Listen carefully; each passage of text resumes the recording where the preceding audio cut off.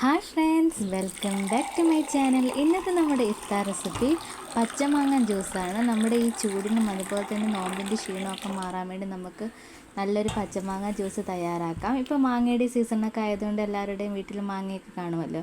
അപ്പോൾ വളരെ ടേസ്റ്റി ആയിട്ട് നമുക്ക് പച്ചമാങ്ങ ജ്യൂസ് എങ്ങനെ തയ്യാറാക്കാമെന്ന് നോക്കാം. അപ്പോൾ ഞാൻ ഇവിടെ ഒരു മാങ്ങ എടുത്തിട്ടുണ്ട്. ഇനി നമുക്കിതൊന്ന് ചെത്തി കട്ട് ചെയ്തെടുക്കാം.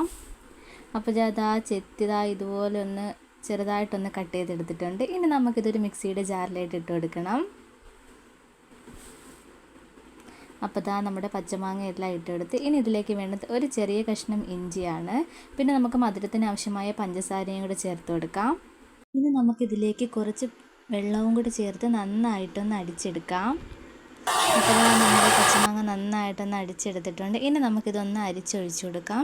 അപ്പോൾ നമ്മുടെ മാങ്ങ നന്നായിട്ടൊന്ന് അരിച്ചെടുത്തിട്ടുണ്ട്. ഇനി നമുക്കിതിലേക്ക് ആവശ്യത്തിനുള്ള വെള്ളവും കൂടെ ചേർത്ത് കൊടുത്ത് സെർവ് ചെയ്യാവുന്നതാണ്. അപ്പോൾ നമ്മുടെ വളരെ ടേസ്റ്റി ആയിട്ടുള്ള പച്ചമാങ്ങ ജ്യൂസ് ഇവിടെ തയ്യാറായിട്ടുണ്ട്. വളരെ എളുപ്പത്തിൽ നമുക്ക് തയ്യാറാൻ പറ്റിയ ജ്യൂസാണിത്. അപ്പോൾ ഒന്ന് ട്രൈ ചെയ്ത് നോക്കുക. അതുപോലെ തന്നെ ഫീഡ്ബാക്ക് അറിയിക്കാനും മറക്കല്ലേ. ഇഷ്ടപ്പെട്ട ചാനൽ ഒന്ന് സബ്സ്ക്രൈബ് ചെയ്യുക. അതുപോലെ തന്നെ ലൈക്ക് ചെയ്യാനും ഷെയർ ചെയ്യാനും മറക്കല്ലേ.